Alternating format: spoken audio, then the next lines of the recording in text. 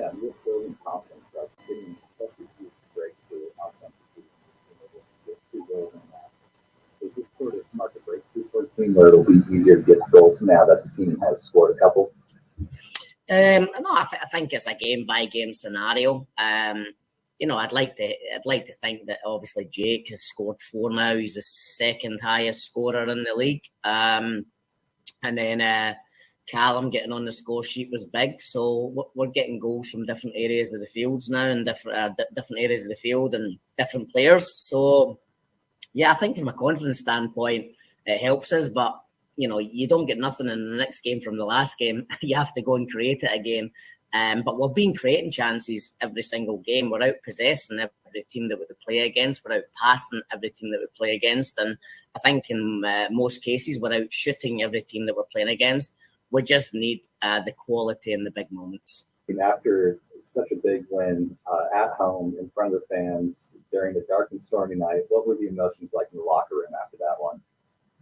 Yeah, no, it's great. I'm proud of the guys because these guys. If we had to go for the rest of the season and not win another game, I know that they're giving me everything. They're putting their hearts and their heads and their bodies on the line for the team every single time that they cross the white lines to play under those lights. And I can't ask, and I can't ask for any more, and I can never fault their effort because they are a very, very committed group. But last night, I think the sad part was the rain delay, so we didn't get the crowd and the atmosphere that we wanted. And obviously, our purpose and the reason for doing what we do is to try and please our fans, right? So I think that was the negative last night, that we didn't get to make.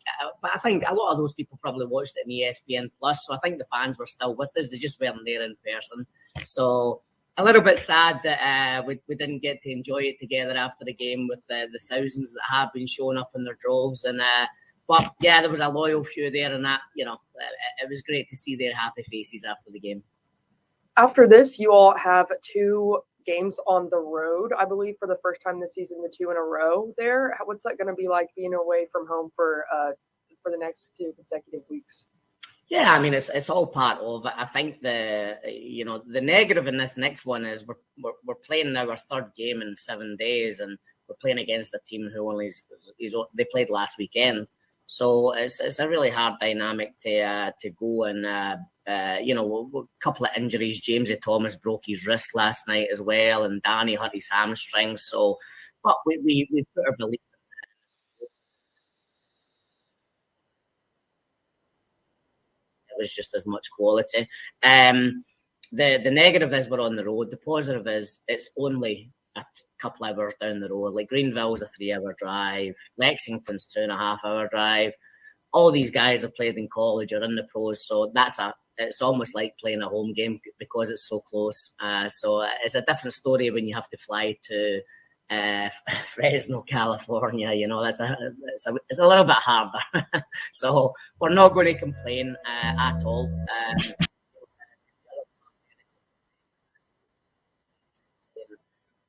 On grass to play on turf for both of these games, but can you hear us? Because we train. Can you hear us now? No, okay, that's what it was.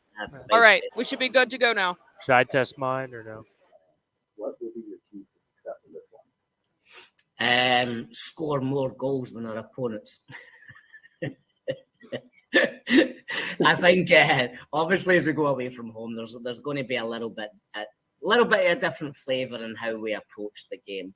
That it might not be as expansive and forward-minded as we're doing at home, because our purpose at home, like I say, I want to excite the fans. I want the boys to excite the fans. We want to give them a reason to come back and watch us. Playing away from home, I think it's more about, it's always about the result, but we've got to shut up shop a little bit more and think about not conceding as much as just trying to score the goals, right? So a little bit of different approach as we go on the road versus playing at home. Going back to, I wanted to ask about being able to get one back against Chattanooga after losing earlier in the season to them. That always feels good. And having seen more of the competition in this league now, are you guys starting to feel a lot more settled in? Is the team feeling, I suppose, more used to this level of competition after moving up? Yeah, I think again, the dynamic of the league is one that's intriguing because it's so close from top to bottom. You can go from 10th place to 4th place in one game. I think even as you look at last season, the season before, the numbers between the top and the bottom, they weren't big, and everybody is in the playoffs, contention to be in the playoffs all the way through to the end of the season. So I think it is a really, really close league. I always had confidence that we can compete in the league, but our purpose is not to compete. Our purpose is to try and win, right? So I think as we get some points on the board, obviously it helps the confidence. I feel as though that we can beat any team in the league. There's no question. But I also think that every team in the league have the ability and the quality to also beat us. So every game is a win or lose situation. You talked a little bit about the fans last night hanging around. Can you just talk a little bit more about the fans in Knoxville and what you've seen there so far? The scruffs are absolutely brilliant. we love them. They come in at the, it is one of my favorite things to do. We usually, when we're warming up, I usually warm up with the guys, and then you hear the drums banging, and they come in singing their songs, and they're loud all the way through it, and it's brilliant. I think that for me, the biggest enjoyment is to see the kids, because the kids are our future in the sport. They epitomise everything that we are trying to achieve. We want to serve them in terms of their happiness, their investment in the sport, but we also want to provide an education. I want the kids to come and say, okay, this is how these guys are doing it, and get a visual, and it's a big learning tool to watch professionals doing it repetitively. So like I say, we want it to be educational, enjoyable, exciting, and seeing the kids again, win, lose or draw, the kids are there looking for autographs after the game, and they're so invested. So love the fans. The fans are the reason we do it. And when I walk away after a loss, and my sadness is usually not in the performance. It's usually we didn't give our fans what they came to see, because I know they want the points, I know they want the victories, and so it's a little bit sad when we lose for that reason alone. Yeah, I know that in regards to the kids, One Knox has a couple of youth academy programs going on. Could you tell us about your involvement in that and just the level of growth you've been able to see in Knoxville youth soccer? Yeah, we were actually out at trials the other night, myself and my staff, and we brought a couple of players out there, but I think there was 60 kids for one age group in 2012, which is my son's age as well. So it just pulled my heartstrings to see so many kids that want to come and play One Knox. And so we went out there and saw some of the girls try out, some of the younger ladies, and then some of the younger boys. I think it's going on again tomorrow, and then next week again. So seeing that amount of number of kids out there it was breathtaking. And obviously, the club is going to be a big part of what the academy is. So you'll have your branches of the girls and the guys soccer. And then what we want to do is take the best products from each age group and branch them over to the academy. And then that academy is going to be a filter system for us into the first team, hopefully. So right now we have Corey who's training with us every single day. Young Leo.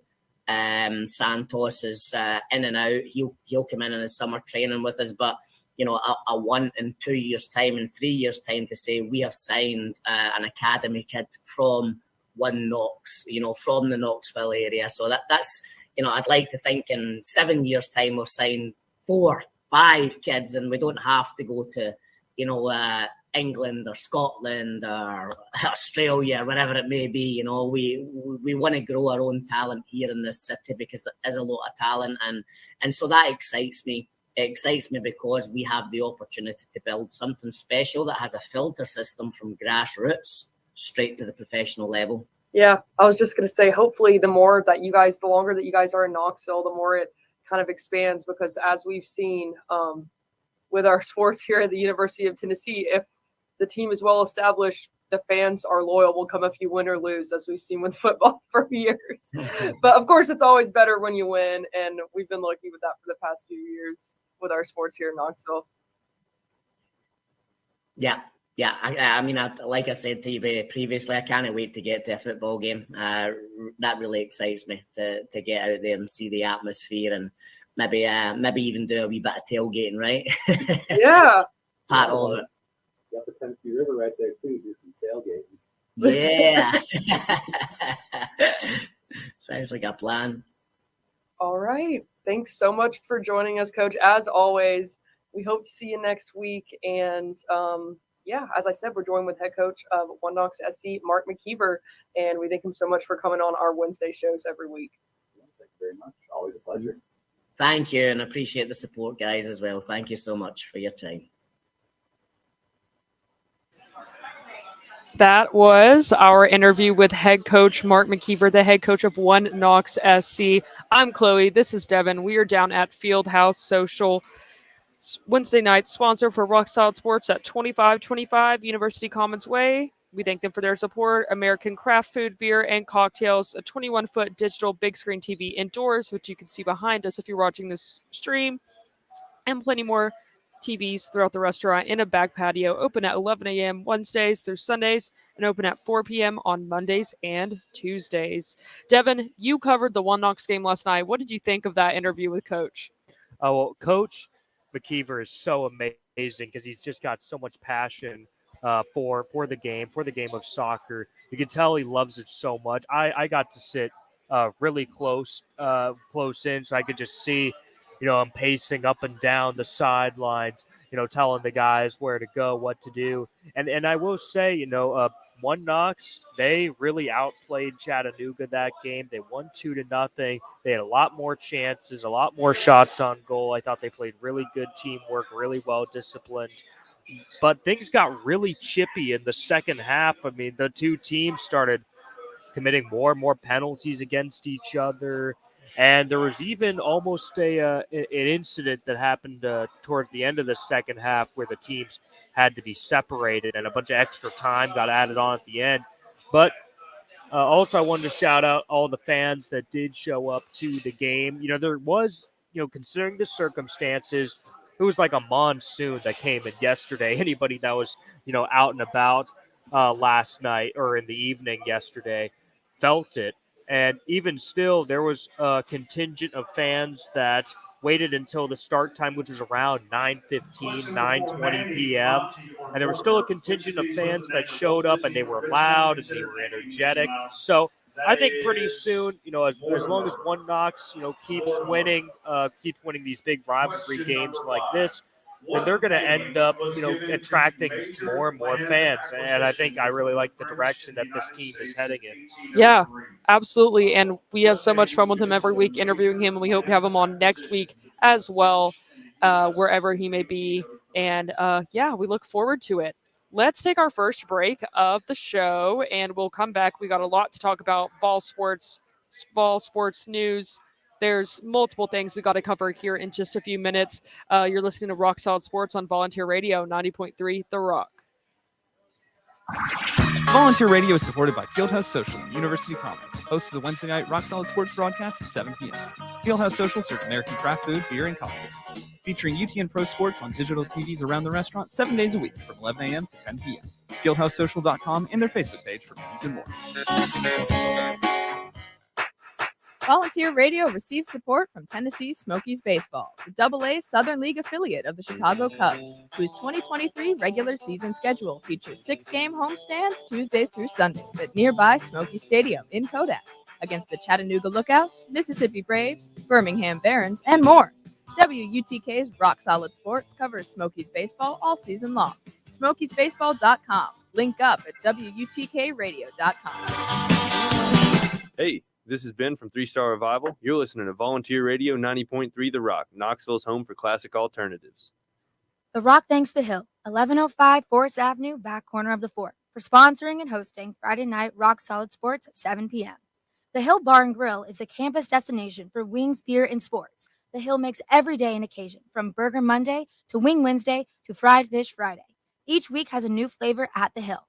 TheHillKnox.com or their Instagram page at The Hill Knox. The Rock thanks the One Knox Sporting Club soccer team for their support. One Knox plays all of their home matches at Regal Soccer Stadium on campus, and the season runs into October with matches against Memphis, Chattanooga, Lexington, and more USL League One opponents. Tickets, including UT student tickets and game day info, is at oneknoxsc.com. And WUTK is proud to be a media partner with One Knox. Rock Solid Sports will be keeping up with One Knox soccer all season long. One Knox SC. We are one. Since the 90s, volunteer radio has been giving Knoxville a weekly dose of heavy metal. Late night Mondays with the Funeral Directory, hosted by Bishop and Sweaty Benetti. The Funeral Directory brings you the best of all genres of music, from death, doom, and speed metal, grindcore, and thrash, and everything in between, including the classics. Plus, no one plays more hometown metal than the Funeral Directory. Let them know about your local band on their Facebook page. Sponsored by the Concourse live music venue at 4328 North Broadway. Schedule of shows at concourseknox.com. It's WUTK's longest-running specialty show, The Funeral Directory. Monday nights from 10 p.m. to 1 a.m., only on 90.3 The Rock. WUTK thanks historic Brushy Mountain State Penitentiary in Petros, Tennessee, 45 minutes from Knoxville, for their support. Brushy Mountain presents live concerts, including Old Crow Medicine Show with Town Mountain June 3rd, and has a functioning distillery, prison museum, and the Warden's Table restaurant. Open 7 days a week from 10:30 a.m. until 7 p.m. TourBrushy.com. Knoxville, be sure to tune in Wednesday nights from 8 until 10 p.m. for The Alternative, sponsored by Bliss and Corey Mason Shoes on Gate Street and at West Town Mall. And Bliss Home at the Gallery Shopping Center, also sponsored by Boyd's Chicken Grill Bar and Live Music Venue in the heart of Knoxville's Old City. The Alternative features 2 hours of the best in Americana music from the station who first brought Knoxville music by bands from back in the alt-country days, like the Jayhawks, Uncle Tupelo, Steve Earle, and Jason and the Scorchers, to 90s Americana like the V-Roys, Whiskey Town, Lucinda Williams, Sunvold, and others, to modern-day Americana musicians like Molly Tuttle, Tyler Childers, Casey Musgrave, Sturgill Simpson, Billy Strings, and the Punch Brothers. You'll also get classic Americana like Johnny Cash, the band, and Emmylou Harris, and there's always Patsy Cline at 9. Tune in Wednesday nights at 8 for The Alternative. Sponsored by Boyd's Jig and Reel, Bliss Home, and Corey Mason Shoes, and only on 90.3 The Rock, UT's College of Rock.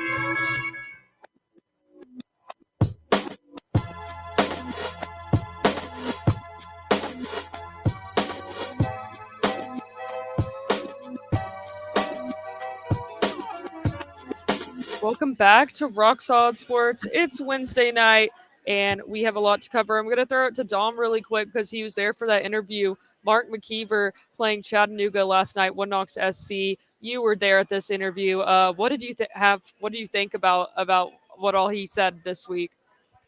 Yeah, I mean, it all makes sense to me. Having covered most of the games so far this season, the team had a bit of an offensive struggle there for a while.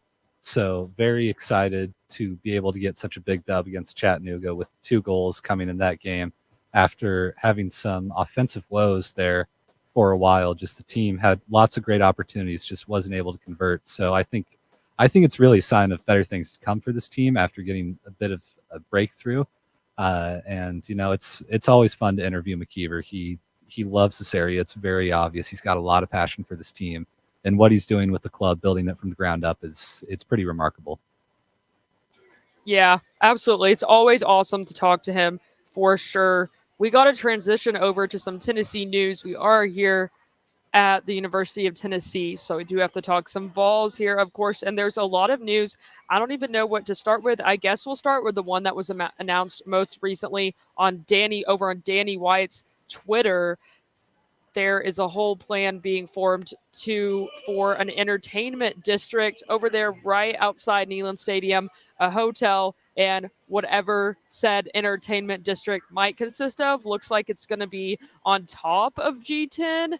And I'm going to say it right now. Please do not get rid of G10. We need the parking. Yes. So it's probably going to be on top of G10. You can look at the picture of kind of the little information that they've released so far. So should be an exciting thing, you know, kind of expanding the riverfront and seeing like what's going on. Like, I mean, we were kind of talking about this earlier. There really has never that riverfront has really never been developed. There's really never been nothing out there. You think of towns like Chattanooga or stuff like that, and they have so much to do out there. So it is kind of exciting, and it's something to look forward to. No idea when this will be taking place. I'll probably be long gone and graduated because I'm basically a senior now. So you are too, Devin. What do you think? Yeah, absolutely. And fortunately, that's honestly probably a fortunate thing is the tuition, perhaps. But hey, but you know what? I think this is a very exciting project. I know some people are going to be like, really, why this? But think about I think about it like this. We were talking about this a little bit earlier. If it wasn't going to be us that was going to do it, it was going to be another SEC school at some point. Maybe Georgia, maybe Florida, maybe Alabama.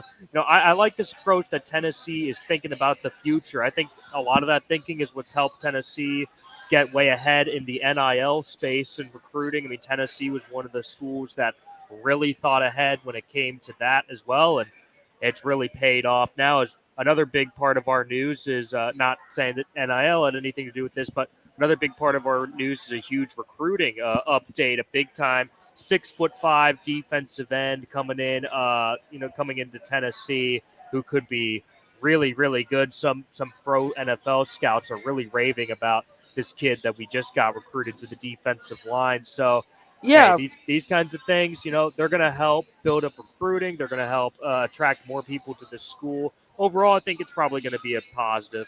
For sure. Really quick, before we move on to the recruit, I'm going to hit it back to you guys at the studio. What do you guys think about the this entertainment district that was just kind of announced today? First of all, if they do away with G10 parking lot, I am going to be extremely upset because the G10 parking lot is where I've been parking for the last 3 years. So if you get rid of that, or if I can't get into that next year, I promise you, me and Danny White are going to have some problems. Yeah, You're going to and have some words. Oh, yes, we will. I promise. that's why I walk to campus personally, but I am one of the lucky ones who's able to afford living in the fort, seeing as how everything at UT is becoming entirely unaffordable for students who are unfortunately bearing the brunt of the weight of a lot of this expansion that the university is seeing with tuition prices rising and whatnot. But I think I'm honestly really split about the whole thing, being a student and being a fan, because once I'm an alumni, I think I'll probably enjoy this. But at the same time, I think stuff like this kind of kills the spirit of college football for me. It makes it more into that sort of mini pro sport as opposed to this college tradition where everyone gathers around and takes part in this community tradition where it really just is about supporting your players, supporting your team. And now it's becoming kind of this almost amateur pro league where it's trying to copy the NFL and do everything they can to make money. And it's no longer super friendly to the students and the traditions around the game. So, it's something where you have to keep up with the times, but I'm not sure I'm the biggest fan of it. Yeah, it's definitely really interesting to see, and it's kind of coming along, I guess, with the modernization. Is that a word? The modernization. There you go. I'm not going to say it again, but that's the word I was looking for. Yeah. Of the strip and everything else here in Knoxville. What were you going to say? Yeah, I mean, the strip going down is crazy. I mean, I know that there's lots of parents that have been coming around to UT going like, oh no, what's happening to the strip? It was nostalgic for them, and now it's just being torn down. And and I mean, replaced. sorry.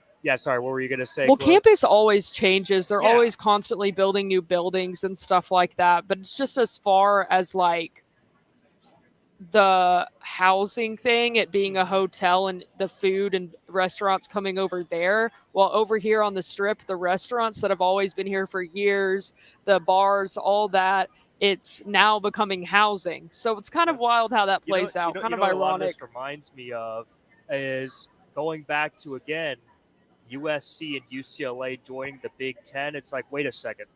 These kids are still supposed to be in school, right? Like, all the travel, like, they're completely missing the point. Again, these are supposed to be academic institutions, yet we're building entertainment center. Yeah. USC and UCLA going to have to do all kinds of travel out west. It's like, when is there going to be the time for studying? When is there going to be the time? I know it sounds silly, but it's at the same time, I like a lot of Dom's points there. I think that they're starting to lose.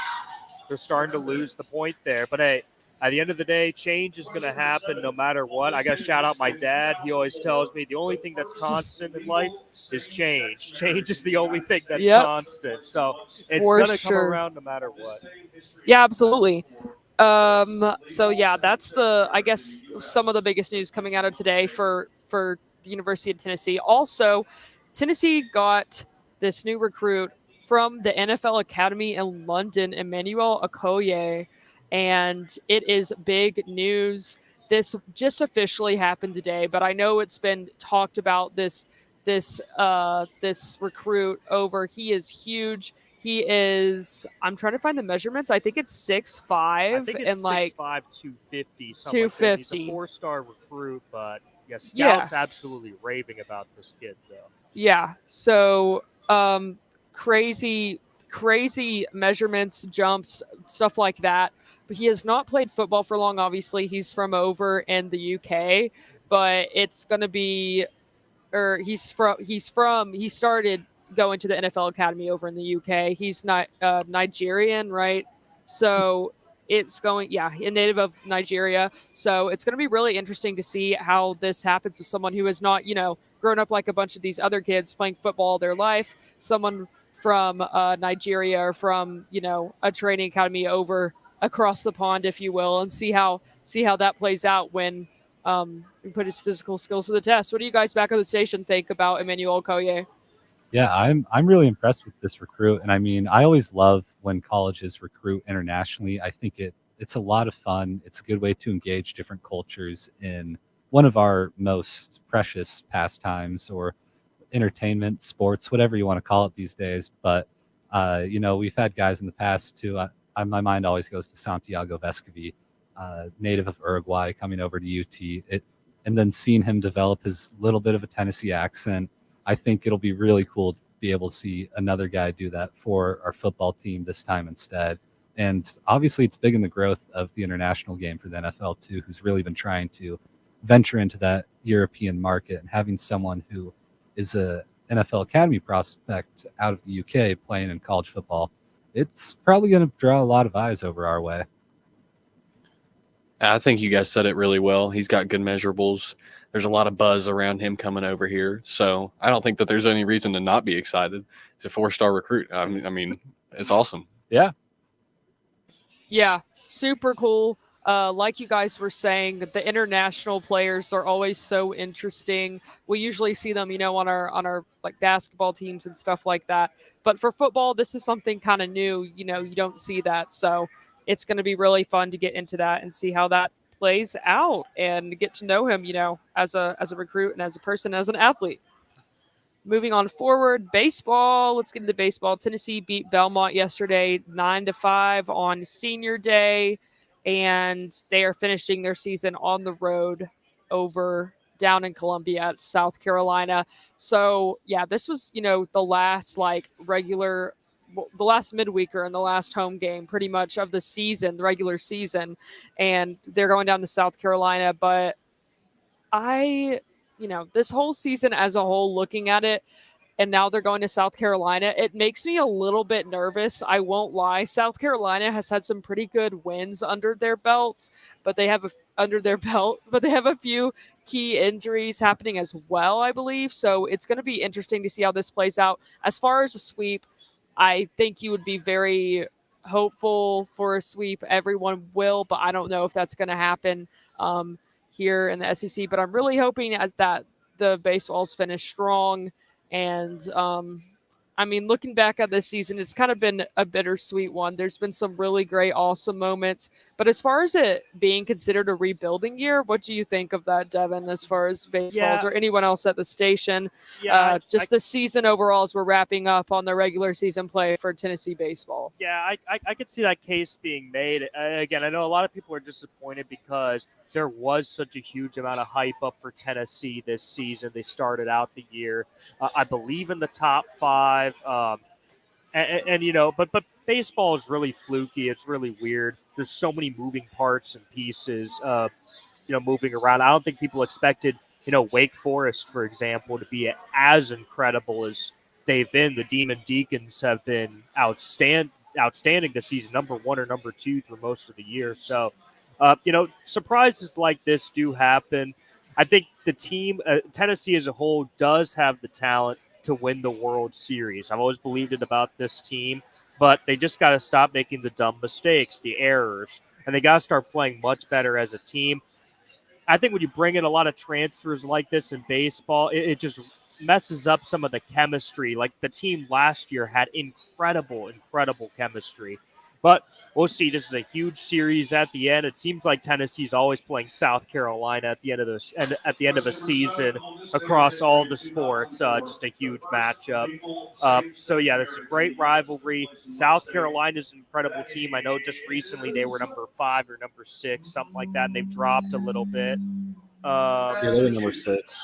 And but yes, but this is going to be one heck of a series, though. Yeah, I think that you're right, Devin. They actually jumped all the way up to number 3 after sweeping Florida, but since then they have really had a downtrod. I think, Chloe, you said that they've had some injuries, and they've just had some bad losses. They had a 9-11 loss to Charlotte, and then a couple games earlier they had a 5-8 loss to North Florida. So. But this is not a series where Tennessee can walk in, be half asleep and go and expect to win all the games. That's not going to happen.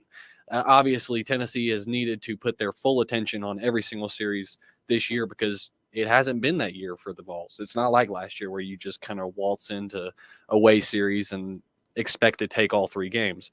So I think it'll be really interesting, especially because this will be the last one before the SEC tournament. So I'm excited. Yeah, I'm right there with you guys, and Jackson said it right too there. I mean, it's not the same season as last season, and that's been the story all season long to me, is just measure your expectations as a baseball fan, because it's such an unpredictable sport that as long as you're getting to the World Series and you have a chance to play for it, nothing else really matters. And the Vols need to just get through this last week, perform well in the SEC tournament, get to Omaha, and make things right. And I mean, they have a really great opportunity to pick up an important and impressive win, because South Carolina, like you guys have talked about, injuries and not so good in their last couple. They've dropped pretty much all of their last series, like going back all the way to the Auburn series at the end of April. So they're really looking to bounce back against Tennessee. And, we really hate that team down there in Columbia. So I'm hoping to come away with a W here. 3 of them. I really hope so as well. I'll be absolutely ecstatic if we sweep South Carolina. Like you guys were saying, they've had their bad moments as well, but I mean, I will be absolutely ecstatic because that would just be so great going into the postseason that way. Like you guys said, SEC tournament is coming up here. It's just right around the corner. And I mean, you guys were also saying this team is starting to look closer. Like, I'm starting to actually see the comparisons now that people started making with Ole Miss last season. Yep. And I was like, no, we're just not as good this year. Because let's face it, we really were spoiled last year with how many, like all the players that we lost. So we're going to have to see how it goes. Obviously, I'm going to be disappointed if the Ole Miss thing proves to be not true, and I'll just be getting myself hyped up for nothing.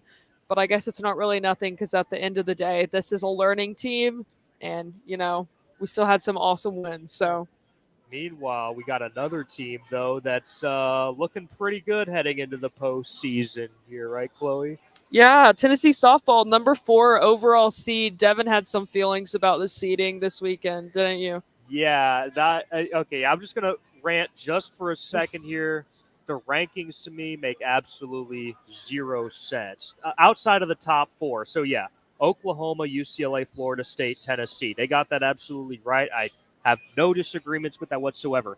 Alabama at number 5 makes no sense at all. They were 5th best in the conference, and they've got some big wins, but they're not factoring in their huge losses that they've had throughout the season. Like, they lost to Lehigh and other random teams. And meanwhile, Texas, got put all the way at 13th. Georgia, which was second best in the SEC, got put as the 14th team.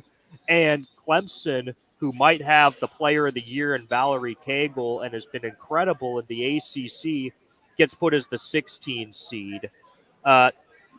It just doesn't make any sense to me, those rankings. I feel like a lot of that was done based on popularity of brand, name recognition. Obviously, Alabama has a really popular softball team.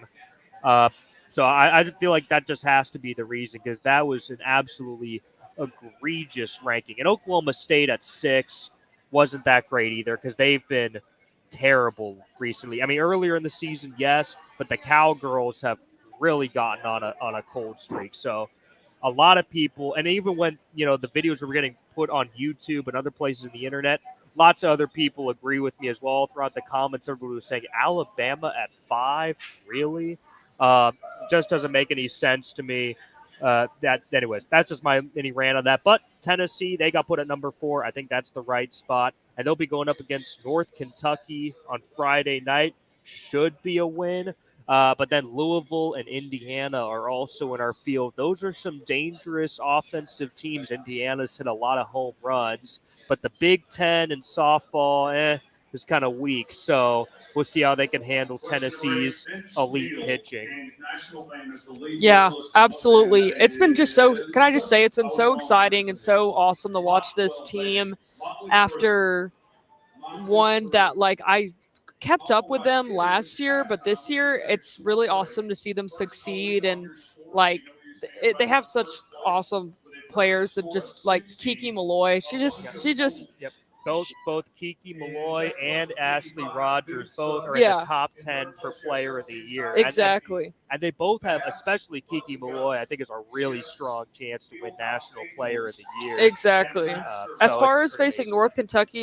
Northern Kentucky on Friday and everyone else in the regionals, I think the Lady Vols have a super good chance to come out of this regional. And I mean, last year with the regionals, the Lady Vols, if I'm not mistaken, Yeah, they got lost beaten. to Oregon State. Yes.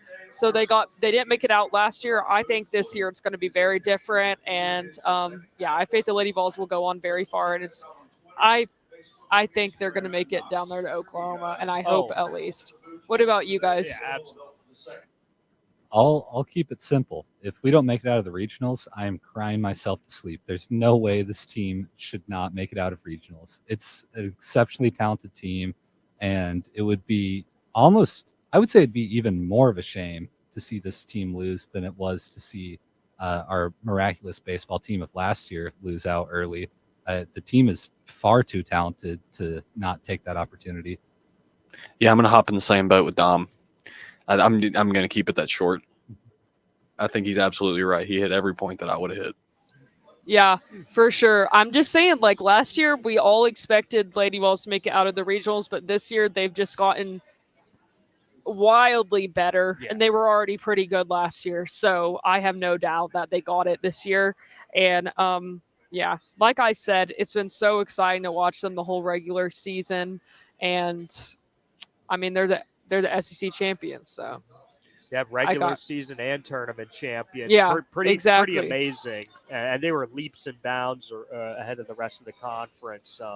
That was still one of the best conferences in all of softball. Literally, every single SEC team, I believe, is going to a regional. I believe we're the only conference where every single team, even the last place teams, will at least be in a field and have a chance to go to the World Series, which is just outstanding how deep this conference is. Yeah. I mean, we always talk about how in summer we don't have a lot of sports to talk about, but it really is an exciting point because all these sports, their seasons are coming to an end. But right here at the beginning of the summer, it gets super exciting. And it's also getting super exciting in the NBA as their season is coming to a close. Where should we even start? Start in the East. Did you edit this talk? Yeah. Devin made our schedule for tonight, guys. Thanks to Devin.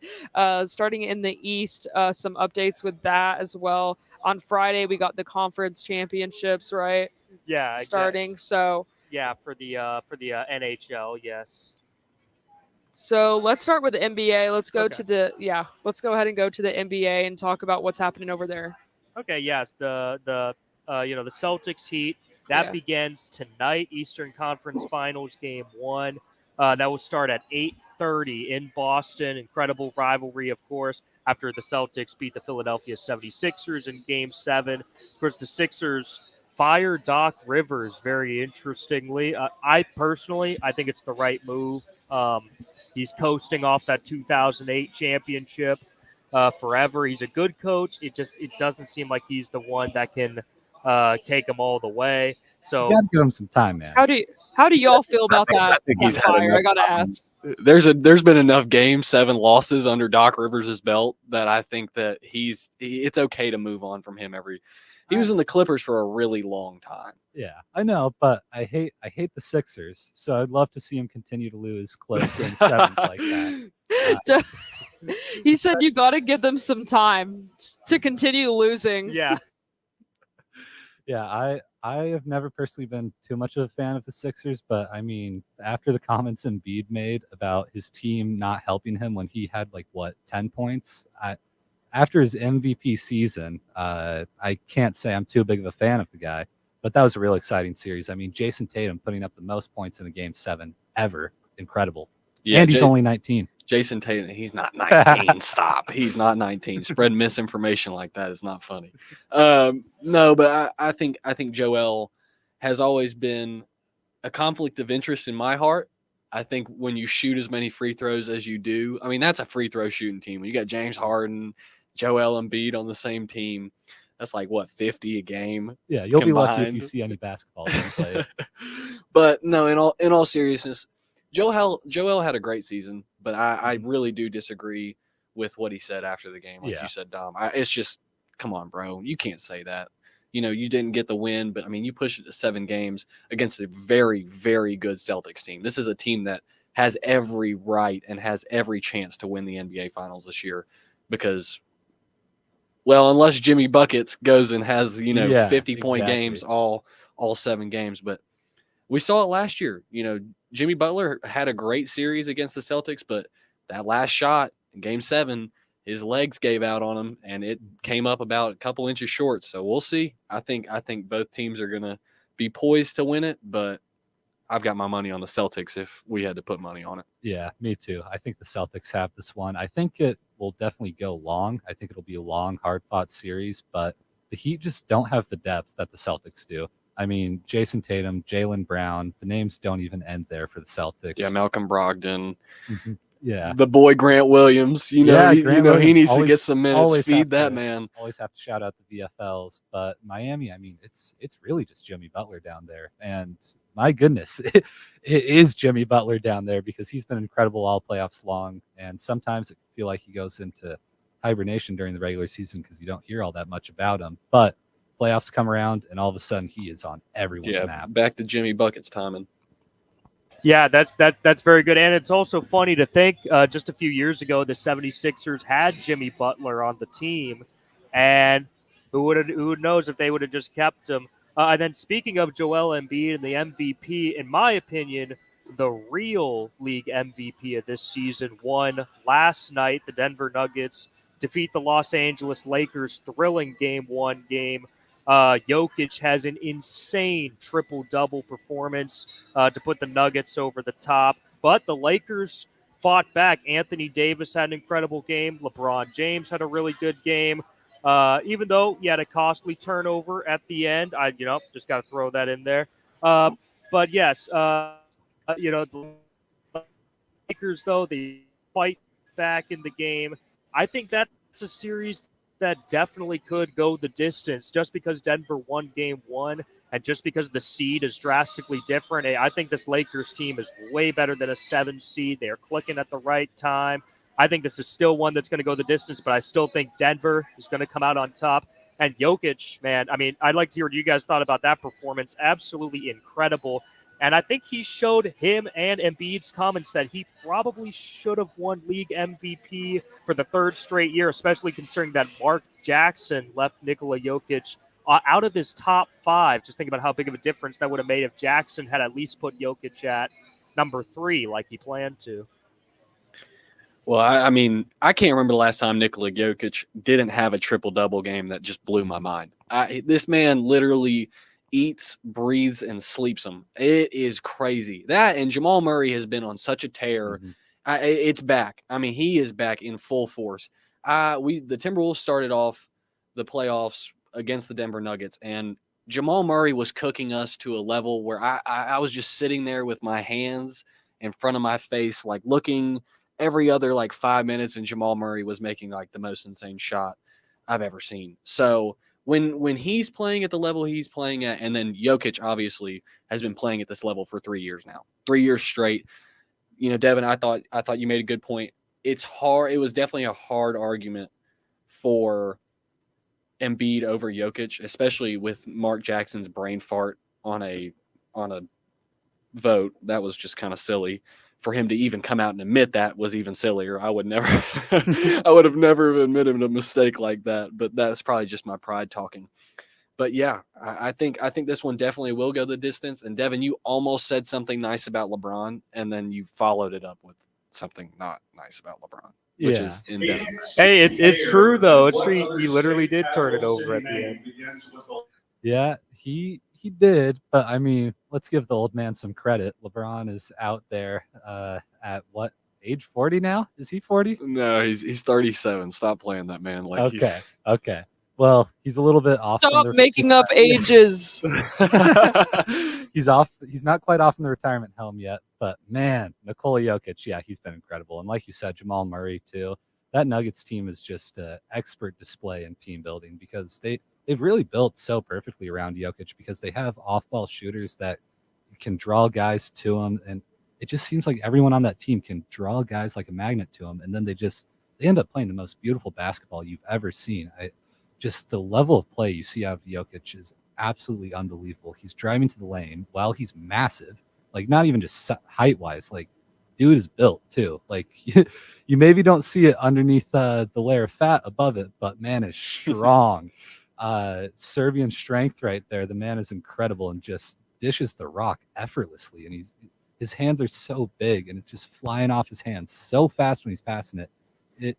It's really just one of the greatest shows on earth right now. And I definitely have the Nuggets winning this one, but against LeBron, it's always tough. It's just a matter of how Anthony Davis performs in my eyes. Yeah, it's definitely not written in the stars. LeBron could easily turn this thing around. Not just LeBron. If Anthony Davis plays consistent basketball, I think that's even harder to beat than LeBron playing good basketball. Because, you know, when Anthony Davis is on one, you know, it looks rough for anybody he's playing against. Yeah, just can't get injured. And as long as he's not injured, man, don't even speak that into existence. No, yeah, exactly. It almost seems inevitable with Anthony Davis. But yeah, incredible performance. 40 points from Davis. And then the Lakers just have so many other good players. Austin Reeves, Rui Hachimura, my guy from Gonzaga, incredible. And D'Angelo Russell, too, is fantastic. He shot 4 for 11 last night. I don't know. Well, he can be pretty good. I mean, not that game. Building brick houses, but I don't think that's what a team needs in the playoffs. Yeah, true. I mean, but he can be. We know D'Angelo Russell has the potential to be pretty good. But yeah, you're right. Not last night. But the Nuggets, of course, they got so many great players. Michael Porter Jr. is coming to his own. Jamal Murray's incredible star as well. One other thing I want to say about the NBA, of course, draft lottery happened. The San Antonio Spurs win the Victor Wembanyama sweepstakes there. So Wembanyama definitely heading off to San Antonio. That's pretty interesting for sure. The Detroit Pistons definitely lost the draft lottery. I have my opinions about the NHL draft lottery being potentially rigged. I wonder what you guys think about the NBA draft lottery being potentially rigged. I don't know about rigged, but Chris Clark was in here earlier today jumping for joy. We were making fun of him because I think this is the most excited we've seen him about Spurs basketball in a while. Yeah, shout out to our guy Chris, just graduated, and as a graduation gift, we got him Victor Wembanyama. But we rigged the NBA lottery. Yeah, that was actually all us. But no, I don't think the NBA draft is rigged. Maybe the Ewing draft. There's a little bit more evidence for that one, but this one, the Spurs are not a big market. Like, Well, they're but for phenomenal team. basketball though, for basketball, They're Spurs not, fans really They don't turn. make that much money. Basketball markets aren't about how many fans you have; they're about how much money you make. Salt Lake's got super dedicated fans. San Antonio does, but they don't churn out the same money as the Lakers, even, or the Clippers, even. Yeah, and the Lakers have some of like the most fair weather, horrible fans I've ever Exactly. seen. Yeah. Now that is true, but compared to the other teams that were also in contention for the first overall pick, Charlotte, Portland, I guess Houston would be the bigger market of all of them. So if they were going to rig it, maybe Houston would have been the best choice. But there weren't exactly a whole lot of huge names. Anyways, I think that's probably wrapping up here. Yeah, absolutely. Thanks for hanging around with us throughout that interview we had and everything else. Shout out to Mark McKeever, head coach of One Knox SC, and shout out to Fieldhouse Social for sponsoring us on Wednesdays at 2525 University Commons Way. Trivia night's wrapping up here, but they are open most other days of the week, and they have a full menu and bar as well. Thanks so much to Fieldhouse Social, and we will see you guys on Friday. You're listening to Rock Solid Sports on 90.3 The Rock.